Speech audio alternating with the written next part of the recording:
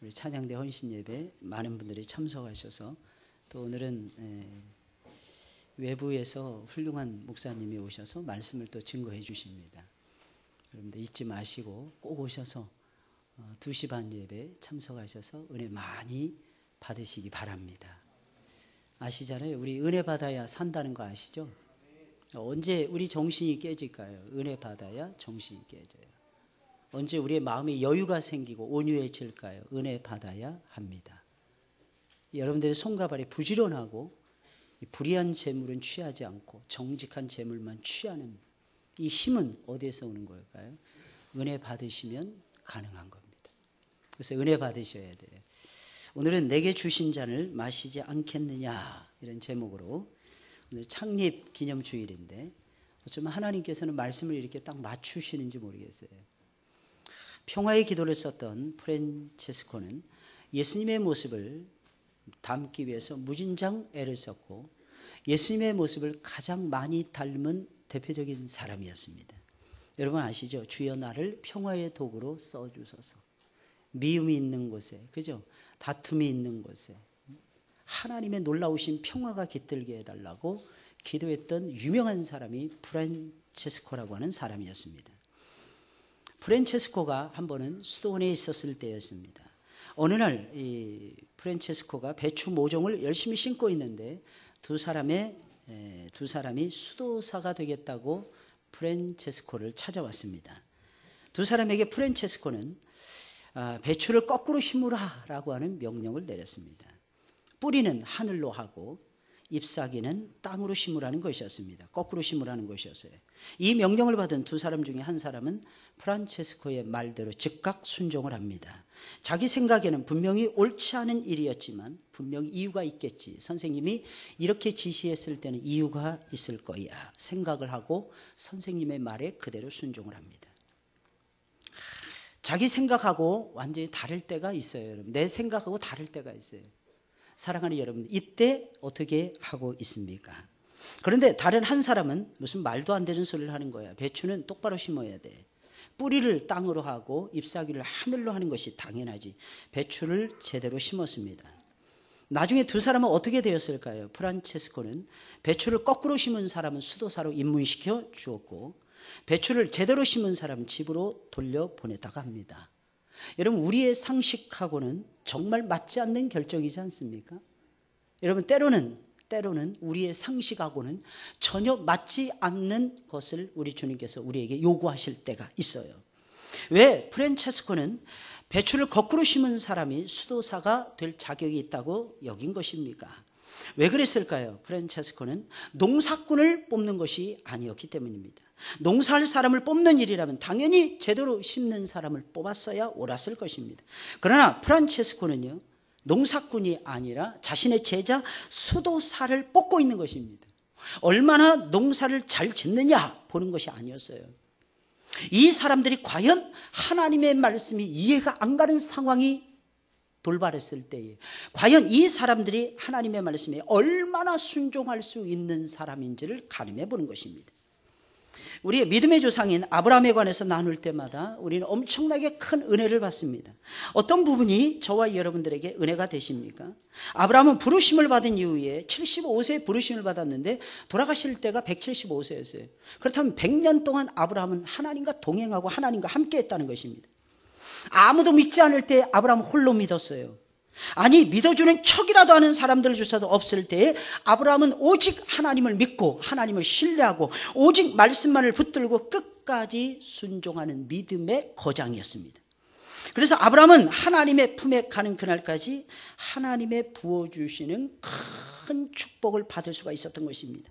그의 삶에는 커다란 특징이 있었습니다. 여러분 그것이 무엇입니까? 그는 처음부터 부르심을 입는 바로 그 순간부터 하나님의 말씀에 온전히 순종을 했다는 것입니다. 아브라함은 시작부터 순종했어요. 아브라함은 처음부터 순종했습니다. 사랑하는 여러분들, 우리 속담에 옛말에 이런 말이 있죠. 들성 싶은 나무는 떡잎부터 한다고 말해요. 사실은 여러분들 많이 채워진 다음에 열매를 거두는 경우도 있습니다. 그러나 대부분의 보면은 들성 싶은 나무는 떡잎부터 달라지는 거예요. 이 색깔부터 달라지더라는 거예요. 여러분 신앙도 마찬가지입니다. 여러분 나중에 대기만성형의 사람도 있을 수도 있지만 처음에 순종한 사람이 다음에 순종하고 다음에 순종한 사람이 계속 순종하고 계속 순종한 사람이 하나님의 뜻을 이룰 수가 있게 되는 것입니다. 아브라함은 시작부터 순종하는 믿음의 거인이었던 것입니다. 어디로 가야 할지 갈 바를 알지 못했어요. 하나님이 지시해 주지도 않았어요. 어디로 가라 하나님 가르쳐 주시지 않았어요. 그러나 떠나라 이 말씀에 아브라함은 순종하는 거예요. 끝이 보이는 상황 속에서 순종하는 것, 사랑하는 여러분, 진정한 순종이 아닌 것입니다. 모르는 상태에서 가서 순종해야만이 그것이 하나님께서 기뻐하시는 진정한 순종인 것입니다.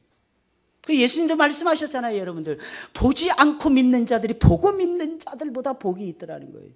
근데 우리는 결과를 예측한 다음에 움직이고 싶어질 때가 너무 많아요.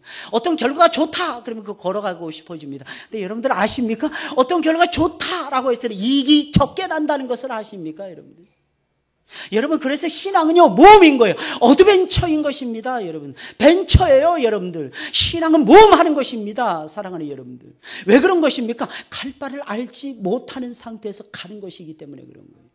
어디로 가야 될지 모르잖아요. 여러분들 여러분 고3 학생들에게 물어보세요. 여러분들 너는 어떻게 되겠니? 몰라요. 여러분들 여러분 대학 3학년 4학년짜리 아니면 대학 이제 졸업하는 2학년 애들한테 전문대학 2학년 아이들에게 물어보세요. 여러분들 장차 너는 어떻게 되겠니? 너는 10년 후에 어떤 모습을 가지고 있겠니? 너는 20년 후에 어떤 모습을 가지고 있겠니? 모르더라는 거예요. 여러분들. 그러나 사랑하는 여러분들 순종하는 사람들이 있어요. 잘 모르겠는데요. 그럼에도 불구하고 나는 하나님이 나에게 명령하신 것이 현재 이것이기 때문에 나는 이것을 따라가겠습니다. 내 비록 연약하고 내 비록 무능하고 내 비록 지혜가 모자라고 내 비록 무지하고 내 비록 경험이 일천하다 할지라도 미천하다 할지라도 이것이 내가 할 수 있는 최선의 길이기에 나는 일단 하나님의 뜻에 순종하고 싶습니다. 사랑하는 여러분 이런 사람들이 나중에 대박 날리는 거예요. 여러분들 그가 그토록 큰 복을 받아서 수많은 민족의 아비가 되어서 밝은 미래를 준비할 수 있었던 힘은 어디에 있었습니까? 바로 순종에 있었어요. 모르는 상황에서도 순종하는 거예요. 알고 순종하는 게 아니에요. 보이지 않는 상황에서도 순종하며 가는 거예요. 그는 교리적으로도 하나님 몰랐어요. 체험적으로도 하나님 몰랐어요. 간접적으로도 직접적으로도 하나님이 어떤 분이신지 전혀 모르던 하나님에 대해서는 완전히 무지한 죄인 중에 죄인이었어요.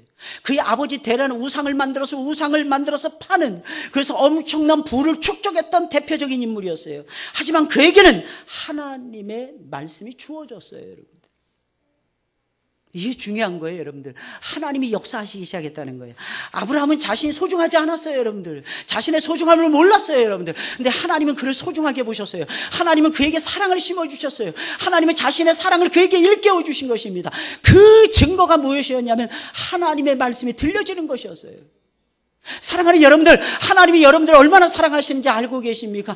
하나님의 말씀이 들려진다면 여러분들의 마음속에 하나님의 사랑이 이렇게 대단하구나 위대하구나 하나님의 사랑이 이렇게 크구나 하는 것을 여러분들이 아시게 될 것입니다. 놀라운 사실은 하나님의 말씀이 어느 순간에 들려지기 시작을 해요. 근데 그 말씀에 나를 향한 내용은 너무나 단순해요. 여러분들 그래서 무엇입니까? 내가 너를 사랑한다는 거예요. 내가 너를 위해서 아들을 주셨다는 것입니다. 내가 너를 위해서 모든 것을 다 포기할 수 있다는 것입니다. 이게 아버지의 사랑스러운 음성이 아니겠습니까? 여러분들 그 음성을 딱 듣는 순간 아브라함은 어떻게 합니까? 멈출 수가 없었어요. 하나님의 뜻에 순종할 수밖에 없었어요. 하나님의 말씀에 순종할 수밖에 없었던 것입니다. 그는 말씀을 따라서 앞으로 나아가요. 사랑하는 여러분들 이것이 믿음의 세계인 것입니다. 창세기 12장 4절에 있는 말씀을 보니까 아브라함이 여호와의 말씀을 쫓아갔더라 분명히 말씀하고 있어요. 여러분 아브라함 믿음의 조상이었어요. 이 사실 우리가 잘 알고 있지 않습니까? 그러나 처음부터 말씀에 끝까지 순종했던 믿음의 거인이기도 했다는 것입니다. 믿음의 조상 정도가 아니었어요. 믿음의 엄청난 거인이었어요. 여러분들 엄청난 거인의 족적을 남기고 이 세상을 하직했던 사람이 하나님의 품에 당당하게 거할성을 바라보면서 평생을 나그네로 천막에서 살았던 사람이 아브라함이라고 하는 인물이었어요. 더 나아가서는 그는 순종함으로 말미암아 엄청난 하늘의 축복을 체험했던 축복의 거인이기도 했어요. 이런 믿음의 거인은 등식이 성립이 되어집니다. 무슨 등식입니까? 축복의 거인이라고 하는 등식이 성립이 되어져요. 처음 신앙생활 할 때부터 말씀에 순종하는 믿음의 거장들이 되셔야 돼요. 믿음의 거인들이 되셔야 돼요. 지금 순종하지 못하면 여러분들 오해하시면 큰일 나요. 내 신앙이 커진 다음에 하나님이 더 큰 은혜를 나에게 부어주신 다음에 내가 하나님의 말씀을 잘 들어야지, 내가 하나님의 말씀을 순종해야지. 안 됩니다. 여러분들에게 주어진 시간은 미래가 아닙니다. 우리에게 주어진 시간은 딱 이 시간이에요. 이 시간에 순종하는 거예요. 여러분, 오늘 주일 예배를 여러분들이 메르스의 공포를 이기시고 교회에 나오셨습니다. 어떻게 나오신 것입니까?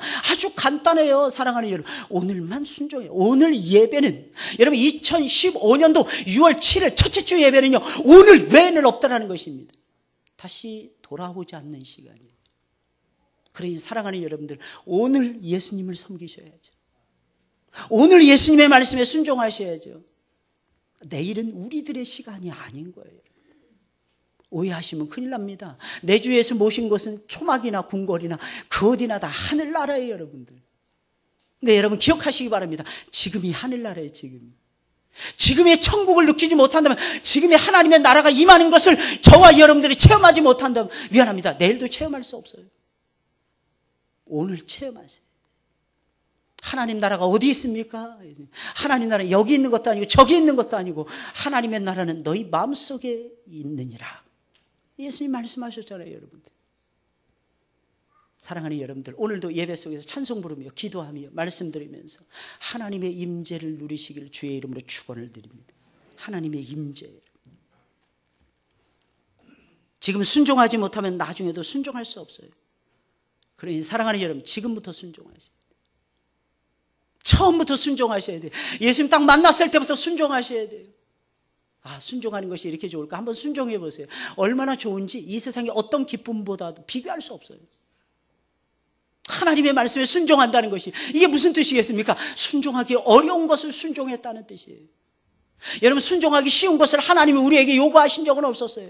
쉬운 것은 내가 하고 어려운 것은 남에게 주자. 절대로 그런 법은 없습니다. 그러면 여러분들의 신앙은 퇴보예요. 여러분들의 신앙은 뒷걸음질 칩니다. 여러분들의 신앙은 무너집니다. 사랑하는 여러분들, 신앙은요, 기억하셔야 돼요. 사느냐 죽느냐 하는 것입니다. 예수님을 따라가려면요, 목숨 걸고 따라가셔야 돼요. 여러분들, 우아하게 예수님 못 따라갑니다. 여러분들, 피비린내 나는 전쟁터에서 예수님 따라가는 거예요. 왜? 영적인 전쟁을 계속해야 되니까 말입니다. 그래서 하나님의 전신갑주를 우리에게 입혀주시잖아요. 사랑하는 여러분들, 진리의 허리띠를 띠셔야죠. 그 전에 우리가 주 안에 굳게 서 있어야 됩니다. 주 안에 굳게 서서 마귀를 대적해야 되는 것입니다. 그러면서 진리의 허리띠를 띠는 것입니다. 의의 흉배를 붙이는 것입니다. 사랑하는 여러분, 의의 흉배가 무엇입니까? 구원의 의, 하나님의 확신, 하나님이 나와 동행하신다는 확신, 이 확신 속에서 흉배를 딱 붙이고 전쟁을 하는 것이 영적 싸움이고 영적 전쟁이라는 것입니다. 복음의, 평안의 복음에 예비한 것으로 신발을 신어야 돼요. 복음이 없는 곳에는 평안이 없습니다. 사랑하는 여러분들, 예수님 부활하신 다음에 제자들에게 나타나시죠. 뭐라고 말씀하십니까? 예수님께서 가장 첫 마디가 샬롬이었어요. 예수님은 우리에게 평강을 주기를 원하시는 것입니다. 내가 너희에게 평강을 주노라. 내가 너희에게 주는 평강은 세상이 알지 못하는 평강이니라. 세상이 알 수도 없는 평안이니라. 왜? 그 복음 속에 담겨져 있는 그 평안은요, 이 세상의 어떤 것과 비교할 수 없는 진정한 샬롬의 평강이었기 때문입니다. 예수님 만나면 그렇게 평안스러울 수가 없어요. 심지어는 내일 죽는다 할지라도 사랑하는 여러분들, 한 그루의 사과나무를 말든지 그건 아무 상관이 없는데 여러분들, 그 속에서 하나님이 주시는 평강이 있을 것입니다. 놀라운 사실이에요. 놀라운 사실. 그리고 믿음의 방패를 탁 드는 거예요. 살다 보면 믿음이 연약해져요. 여기서 말하는 믿음의 방패는 은사로서의 믿음을 얘기하는 것입니다. 은사로서의 믿음이 있어야 돼요. 마귀의 화전은 방패가 마귀의 화전은 방패로 막는 거 아니겠습니까? 믿음이 없으면 쓰러지는 것입니다. 믿음이 없으면 상처받아요. 맨날 믿음이 없으면 맨날 시험 받습니다. 사랑하는 여러분들, 시험은 매일 몰려옵니다. 상처는 매일 몰려와요. 매일 밀려오는 시험과 매일 밀려오는 상처를 이길 수 있는 유일한 방법, 믿음을 극대화시키는 거예요. 믿음을 키워가는 것입니다. 사랑하는 여러분들, 어제 예수님 믿었으면 오늘도 예수님 믿으셔야 되는 거예요. 아침에 예수님 믿었으면 점심때도 예수님 믿으셔야 됩니다. 아침밥 먹으면서 예수님 고백했으면 점심밥 드시면서 예수님 고백하시면서 예수님 따라가셔야 되는 거예요. 성경의 논리예요. 성경의 논리. 구원의 투구를 탁 쓰는 거예요. 구원의 투구. 하나님은 언제나 나를 구원하신다는 구원의 확신이에요. 승리에 대한 큰 확신인 것입니다. 사랑하는 여러분들, 기억하셔야 됩니다. 우리의 마음속에 확신이 없으면 붕괴돼요. 확신을 가지고 움직이시는 여러분들이 되시길 주의 이름으로 축원을 드립니다. 확신이죠. 확신. 그 믿음은 어디서 오는, 그 확신은 어디에서 오는 거예요? 사람이 배우고 확신한 일에 관해 배우셔야 돼요. 시간을 내서 배우셔야 되는 거예요. 어떤 사람 믿으면 5년도 안 돼 짱짱해져요. 10년도 안 돼서 주의 종이 되는 경우 많이 봤어요. 이유가 무엇일까요? 어떤 사람의 걸음은 신앙의 행보가 축축축축 나가는데 왜 내 걸음은 처지는 것일까요? 안 배워서. 하나님 말씀 배워야 됩니다. 예수님이 3가지 사역하셨어요. 첫째, 전파하시는 사역이세요. 말씀을 선포합니다. 분위기를 장악하시는 거예요. 하나님 말씀으로 영적인 분위기를 세워가시는 거예요. 마귀의 화전을 소멸시켜버리시는 것입니다. 거기에 그치지 않아요. 우리의 마음속에 심도 있는 말씀을 심어주시면서 우리의 믿음이 흔들리지 않도록 확신 가운데 세워지길 원하셨어요. 그래서 예수님이 하셨던 2번째 사역이 가르치시는 사역이었어요. 배우면 확신에 거할 수 있어요. 배우면 확신에 거할 수 있어요. 왜 내 믿음이 안 자랄까? 배우지 않았어요. 열심히 배우셔야 돼요. 교리에 대해서 배우셔야 돼요. 성경 개론에 대해서 배우셔야 돼요. 한 장 한 장 가르칠 때마다 여러분들이 밑줄 그으시면서 배우셔야 됩니다. 이 말씀이 하나님 말씀이 맞는가? 이 말씀이 하나님 말씀이 맞지 않는가? 하나님 말씀이 맞지 않는 것은 목사님이 실수하셨구나 이렇게 생각 버리시는 거예요. 하나님 말씀이 맞는 것은 이 말씀을 통해서 목사님을 통해서 나에게 하나님이 하늘에 신령한 음성을 들려주시는구나. 무릎을 착 꿇는 거예요. 납작 엎드리는 것입니다. 예배를 엎드리는 데 있는 거예요. 엎드리면 하늘이 뻥뻥 뚫려요. 사랑하는 여러분들. 새로운 인생 살아가요. 새로운 피조물이 됩니다. 사랑하는 여러분들. 새로운 창조를 이루어갈 수가 있게 되는 것입니다. 이런 역사가 여러분들의 삶 속에 나타나시기를 주의 이름으로 축원을 드립니다. 그리고 무엇보다도 말씀에 딱 검을 들고 나가셔야 돼요. 여러분 어떤 것을 행할 때 말씀이 옳다 지지해 주는 것만 여러분들 행하세요. 여러분들의 괜히 내가 이거 꿈 꿨어. 말씀드렸죠. 꿈이라도 하나님의 말씀에 맞는지 안 맞는지 재보시라는 거예요. 돼지 꿈은 무조건 좋은 거야. 모르겠어요. 돼지 꿈이 좋은지 저는 잘 모르겠어요. 막 꿀꿀이 돼지들이 수백 마리가 나왔는데도 여전히 목사로서 가난하게 사는 거 보니까 뭐 이렇게 믿을 만한 것은 안 되는 것 같아요. 근데 만약에 예수님이 나타나서 성경을 가르쳐 주신다. 꿈속에서. 여러분 그건 하나님이 주신 위대한 꿈이에요. 그리고 그 꿈이 선명해요. 내 삶의 지금 현재의 모습을 기가 막히게 조망을 해줍니다. 그럼 그 꿈은 하나님이 주신 꿈인 거예요. 괜히 애기 받는 무슨 꿈을 꾼다. 그것도 좋겠죠. 좋은 꿈 꾸면.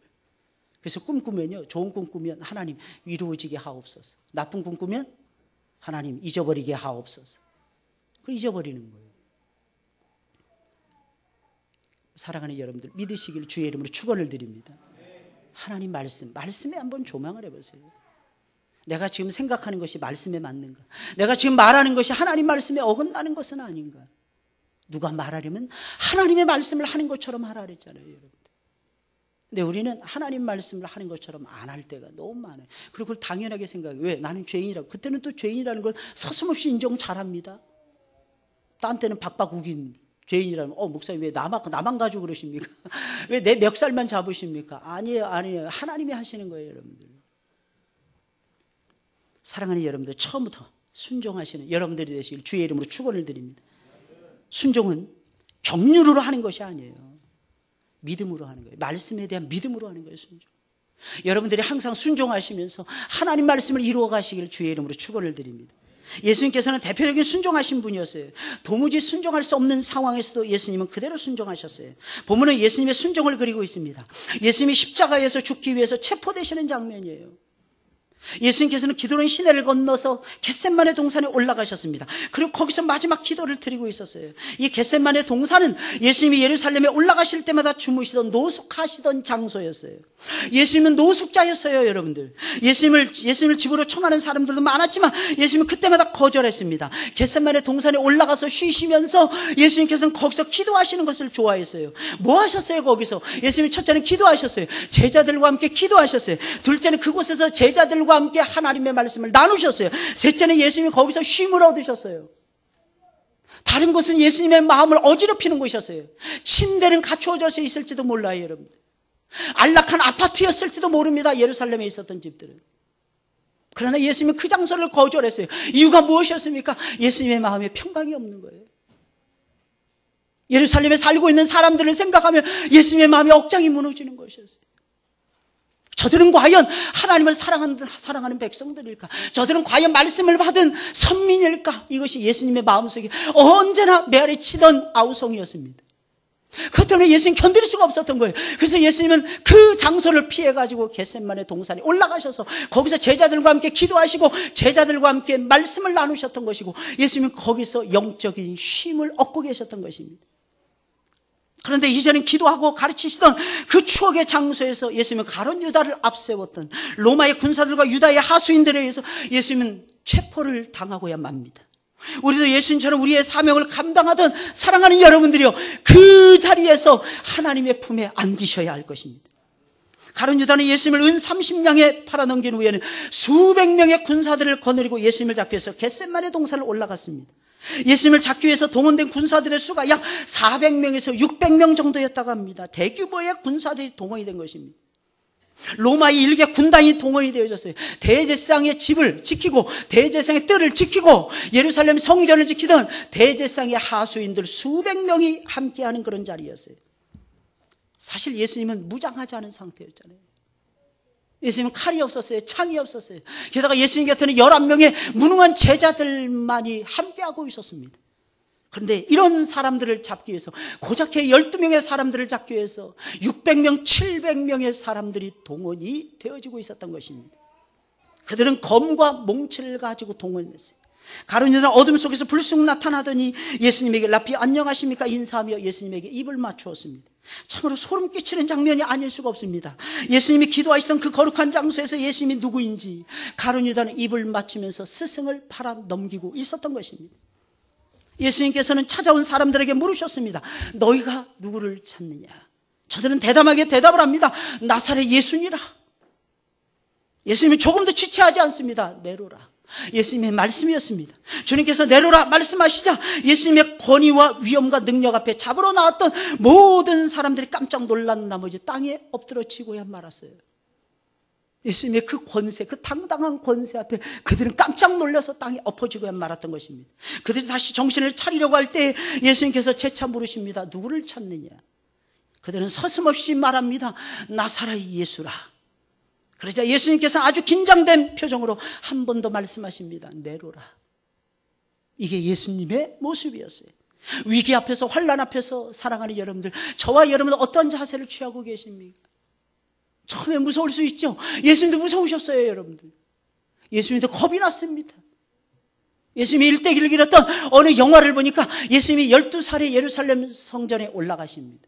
예루살렘 성전에 올라가시면서 예수님께서 성전을 둘러보시면서 12살짜리 예수님이 두려움에 빠져요. 앞으로 18년 후에는 자신이 어떻게 되는 것이 보여지는 것이었어요. 왜냐하면 예수님은 하나님이셨고, 완벽한 사람에서 동시에 완벽한 하나님이셨기 때문에 미래가 다 보여지는 거예요. 자신의 죽음이 보이는 거예요. 자신의 처참한 신문받는 그 장면이 전부 다 그려지는 거예요. 그 어린 소년 12살짜리가 부들부들 떱니다. 두려움에 사로잡혀.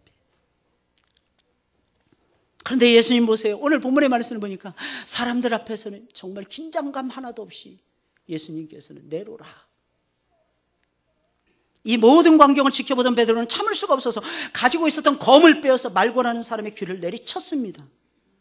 당시에 제자들에겐 칼이 두 자루가 있었다고 합니다. 누가복음 22장 38절에 있는 말씀이에요. 그들이 지니고 있었던 검은 아주 작은 칼이었는데 이 검은 요리를 할 때 쓰는, 고기를 자를 때나 아니면 빵을 자를 때 쓰던 작은 단검이었다고 합니다. 그때 주님은 떨어진 귀를 주어서 말고의 귀에 다시 붙여주시며 말고의 귀를 치료해 주십니다. 그리고 베드로를 향해서 예수님 말씀하십니다. 검을 집에 놓으라. 집에 꽂으라. 아버지께서 주신 잔을 내가 마시지 않겠느냐라고 말씀하십니다. 여기서 잔이라는 것은 십자가의 죽음을 얘기하는 거예요. 십자가에 달려서 온 인류를 대신하여 죽으시는 예수 그리스도, 하나님의 아들 되신 예수 그리스도의 죽음을 가리키는 것입니다. 그런데 놀라운 사실은 예수님께서는 자신이 가룟 유다의 배신에 의해서나 대제사장들과 장로들과 서기관들과 바리새인들에 의해서나 아니면 로마 군병에 의해서 죽는 것이 아니라고 말씀하십니다. 분명히 예수님은 그들의 손에 잡혀서 죽는 것이 기정사실이었어요. 하지만 예수님의 죽음은 하나님이 계획하신 죽음이었어요. 하나님이 허락하신 고난의 승자이었던 것입니다. 그렇다면 예수님의 순종은 어떤 순종이었습니까? 사랑하는 여러분들, 마지못해서 하는 순종이 아니었어요. 억지로 하는 순종이 전혀 아니었습니다. 힘이 없어서 내몰려서 하는 그런 비굴한 순종이 아니었습니다. 자신의 십자가의 제물로 바치는 온전한 순종이었고, 하나님의 뜻에 죽기까지 따라가는 거룩하고도 아름다운 순종이었습니다. 쉽게 말씀드리면 이게 죽음까지도 각오하고 따라가는 순종이었다고 하는 사실입니다. 예수님에게는 하나님이 주신 사명이 있었어요. 그것을 가리켜서 예수님께서는 아버지께서 내게 주신 잔이라고 표현하셨어요. 그리고 예수님께서는 아버지께서 내게 주신 잔을 내가 마시지 않겠느냐 말씀하셨어요. 그렇다면 이 말씀의 의미가 무엇입니까? 아버지께서 주시는 것이라면, 전제가 그거예요. 아버지의 뜻이라면 설령 내가 죽는다 할지라도 나는 기꺼이 따라가겠노라. 나는 기꺼이 순종하겠노라. 화려한 순종이었어요. 사랑하는 여러분들, 이것이 진정 아름다운 순종, 온전한 순종이 아니고 무엇이겠습니까? 그래서 예수님은 죽음에 이르기까지 순종하실 수가 있었던 것입니다. 빌립보서 2장 4절 8절의 내용인 것입니다. 예수님이 우리에게 보여주신 순종은 기분에 따라서 움직이는 순종이 아니었어요. 내 처지나 능력이나 환경에 따라서 달라지는 가변적인 순종이 아니었어요. 힘들고 어렵기에 쉬운 것만 골라서 하는 그런 순종도 아니었습니다. 자신의 목숨까지도 내려놓는, 예수님은 완전한 순종, 완벽한 순종을 이루셨던 것입니다. 그래서 예수님의 순종에 하나님은 엄청나게 큰 감동을 입으셨던 것이고, 하늘의 문을 열어서 저와 여러분들과 같은 죄인들까지 우리 아버지께서는 예수님의 그 순종하는 역사를 보시고, 오해하시면 큰일 납니다. 그 순종하는 그 역사를 보시고 아버지께서는 저와 여러분들의 영혼을 당신의 품으로 안아주셨던 것입니다. 예수님의 순종의 모습이 얼마나 아름답습니까? 예수님의 순종의 모습은 하나님을 감동시키시는 순종이었어요. 예수님을 믿는, 하나님을 믿는 모든 사람들을 감동시키는 순종이었어요. 심지어는 하나님을 모르고 하나님의 은혜조차도 모르는 그런 이방인들조차도 감동시켜버리는 위대하고도 위대한 순종이었습니다. 예수님을 신문했던 빌라도는 고백을 했어요. 나는 그에게서 아무런 죄도 발견하지 못하였노라. 무슨 뜻이겠어요? 사람이 아니었다는 것입니다. 그는 진실로 하나님의 아들이었다는 것입니다. 그의 사형을 집행하고 그의 죽음을 끝까지 지켜봤던 로마의 백부장은 이렇게 고백을 했어요. 그는 진실로 하나님의 아들이었도다. 아무리 봐도 하나님의 아들이었어요. 위에서 내려다봐도 하나님의 아들, 옆에서 쓰러뜨려놓고 봐도 하나님의 아들, 매달아놓고 봐도 하나님의 아들, 죽는 그 순간까지도 예수 그리스도는 하나님의 아들이셨던 것입니다. 특별히 예수님의 순종에는 우리가 배워야 되는 몇 가지 특징이 있었습니다. 첫째는 예수님의 순종은 자발적인 순종이었어요. 자원하는 순종이었어요.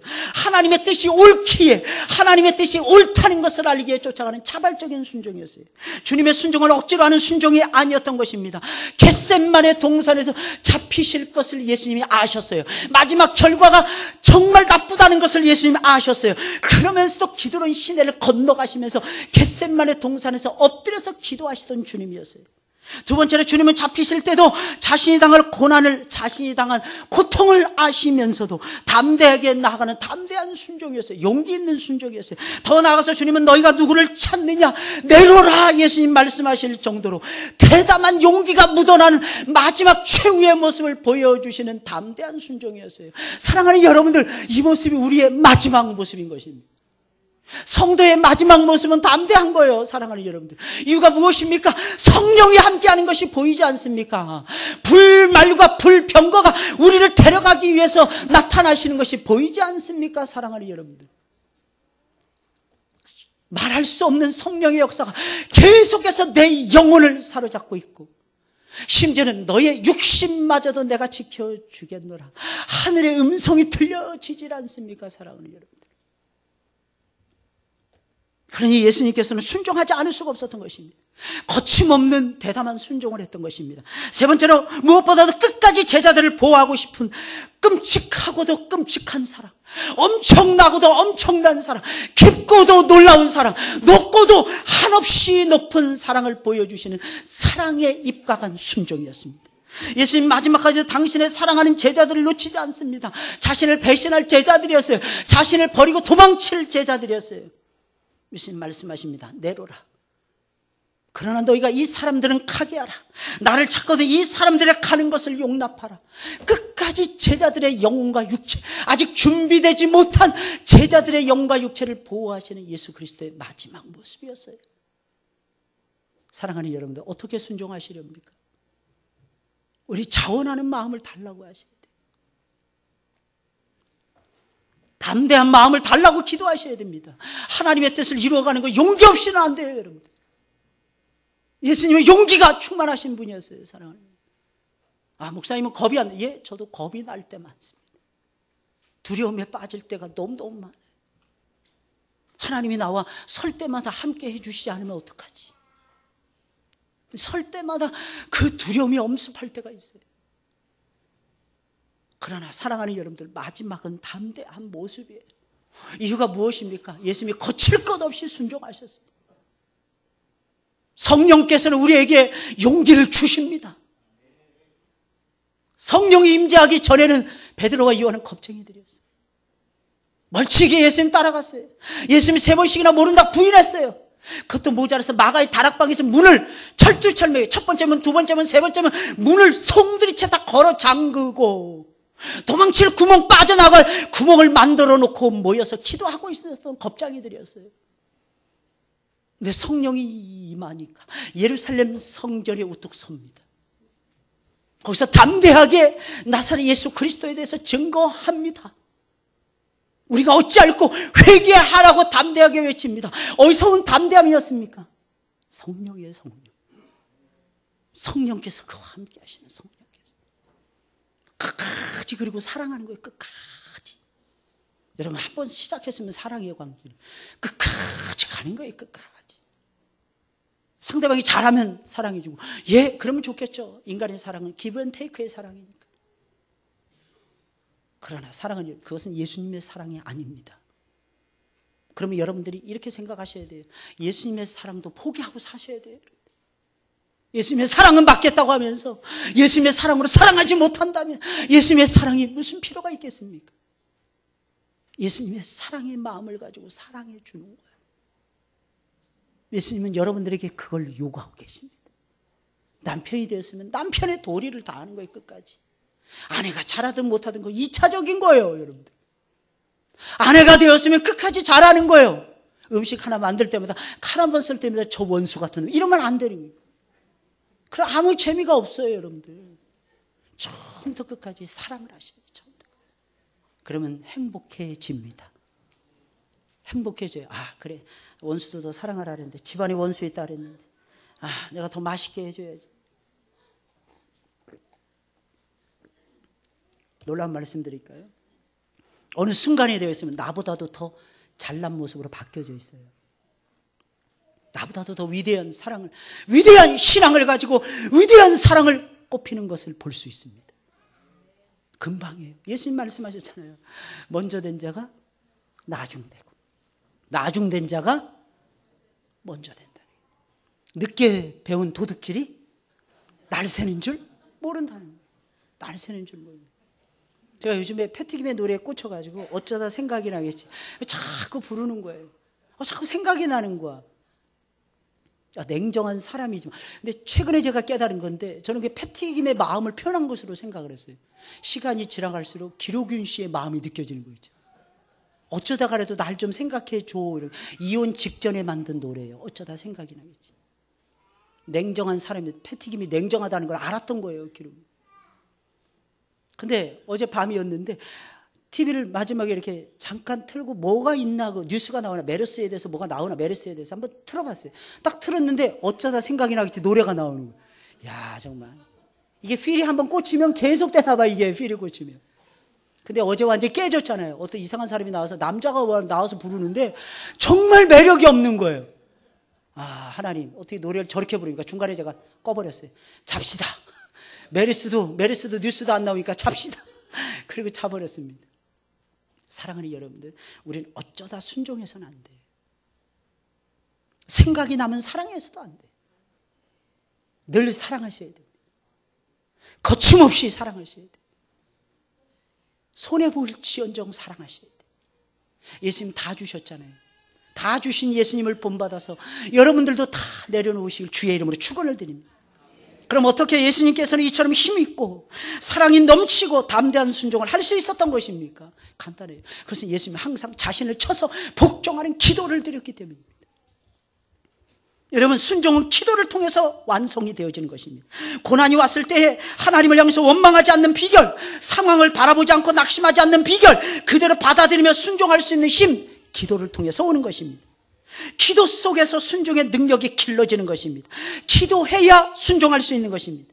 성도는 하나님의 뜻이 담긴 말씀을 붙들고 씨름하며 기도해야 순종할 수가 있고, 기도해야 하늘이 열리는 것을 경험하게 되는 것입니다. 어떤 어려움이 있더라도 나를 쳐서 복종하는 기도를 드려야 됩니다. 반드시 변화될 거예요. 반드시 열매가 있을 것입니다. 예수님께서는 왜 겟세마네 동산에 올라가셨습니까? 그곳에서 잡히실 것을 아셨음에도 불구하고 예수님께서는 겟세마네 동산에 올라가셨어요. 왜 올라가신 것입니까? 기도하기 위해서. 예수님 기도하기 위해서입니다. 기도하다가 그 기도하시던 그 현장에서 잡히시기 위해서 그곳으로 올라가셨던 것입니다. 그리고 무엇보다도 여러분들 아셔야 되는 것이 있어요. 기도하면서 자기 자신을 쳐서 복종시키기 위해서였다는 거예요. 복종시키기 위해서. 사랑하는 여러분들, 예수님 3번씩이나 무릎 꿇고 기도하셨어요. 3번씩이나. 아버지, 이 잔을 내게서 지나가게 하옵소서. 아버지, 이 잔을 내게서 지나가게 하옵소서. 안 지나가네, 제가 안 지나가네. 사탕을 주든지 빨리빨리 처리를 하셔야 돼요. 사탕을 주시라니까. 그 사탕이나 뭘 넣어줘야지 돼, 애들은. 어른도 마찬가지예요. 웰컴 투 동막골에서 그랬잖아요. 아이고, 이 리장님, 어둠메리 이런 리더십이 나온 겁니까? 말도 안 해요. 리장은 원래 과묵한 겁니다. 몇 번 물어보면, 내래 좀 알고 싶습니다. 동무 좀 리장 동무 좀 가르쳐 주시라요. 딱 대답해. 잘 묵여야죠. 아주 간단하게 대답해요. 잘 먹이면 리더십이 발휘가 된다는 거예요. 이게 애기도 안 먹이니까 애기도 먹여줘야지 자꾸. 뭔가 만족이 돼야죠. 만족이. 여러분 꼭 기억하세요. 예수님이 기도하시는 거예요. 아버지요, 만일 이 잔을 내게서 옮기시옵소서. 나에게 옮겨주옵소서. 그러나 나의 원대로 마우시고 아버지의 원대로 되기를 원하나이다. 이게 예수님의 마지막 모습이었어요. 여러분들 어떠십니까? 내 거를 하나님 앞에 주장하세요. 여러분들 하지 말라는 거 아니에요. 내 마음을 하나님 앞에 쏟아 놓으세요. 그러나 마지막에 이 기도 꼭 들으셔야 됩니다. 나의 원대로 마으시고 아버지의 원대로 되기를 원하나이다. 이게 어디서 온다고요? 기도를 통해서만 되는 거예요. 기도하셔야 담대해질 수 있어요. 기도하셔야 아버지의 뜻을 따라갈 수가 있어요. 나의 원대로 마으시고 아버지의 원대로 되기를 원하나이다. 예수님이 기도로 순종의 역사를 이루어 가셨던 것입니다. 여러분들도 기도로 여러분들의 삶의 순종의 역사, 여러분들 자신을 쳐서 복종시키는, 어떤 분은 자원하는 마음으로 하랬더니 목사님, 자원하는 마음이 죽을 때까지 안 생기는데 어떻게 하냐는, 그 마음이 얼마나 강팍하면은 자원하는 마음이 죽을 때까지 안 생기겠어요. 그때 알아야 되는 거예요. 내 영적인 상태가 이거밖에 되지 않는 거예요. 그럴 때 어떻게 해야 됩니까? 그냥 무릎 꿇으셔야 돼요. 그냥 무릎 꿇고 아버지의 뜻이기에 내가 그냥 무작정 따라가겠습니다. 그때는 포기하는 것이 아니에요, 여러분. 절대로 포기하지 마세요. 신앙의 세계에서는 포기라는 없습니다. 제가 어떤 분을 아는데 그 목사님은 서기만 하면 딸꾹질을 하신대요. 예배만 인도하려면 딸꾹질을 하시는 거예요. 그런데 한국의 어느 교회 청빙받아서 오산 어디에서 지금 송탄 어디에서 목회하고 계십니다. 제가 물어봤어요. 목사님 어떻게 하시려고 가십니까? 그 딸꾹질을 이기실 수가 없는데. 근데 그 목사님하고 사모님이 이렇게 대답하시는 거예요. 하나님 앞에 매달려 봐야죠. 만약에 하나님이 내 딸꾹질이 염려가 되었으면 나를 담임 목사를 청빙하지 않게 하셨을 텐데 담임 목사를 청빙하신 걸 보니까 하나님이 뭔가 보관이 있는 모양입니다. 지금까지 하고 있는 거 보니까 지금 4년 5년째 하고 계세요. 저하고 연배가 똑같아요. 친구로 항상 지냈던 분이에요. 사랑하는 여러분들, 여러분들에게 약점이 있을 겁니다. 기도하세요. 목사님, 기도가 만능입니까? 예, 기도가 만능입니다. 하늘을 열고 닫을 수 있는 키가 기도인데, 사랑하는 여러분들, 무엇인들 못하시겠습니까? 기도합시다. 우리 기도하면서 6월을 보내보자고요. 사랑하는 여러분, 하나님이 여러분들을 도와주실 것입니다. 뭐 하도록? 순종하도록, 여러분들 자신을 쳐서 복종시키도록 도와주실 것입니다. 그 능력의 기도, 그 순종하려고 하는 그 기도, 그것이 바로 예수님의 능력을 나타내는 도구가 되었던 것입니다. 사랑하는 여러분들, 그렇게 살면서 승리하시길 예수님의 이름으로 축원을 드립니다. 우리 찬송 부르겠습니다.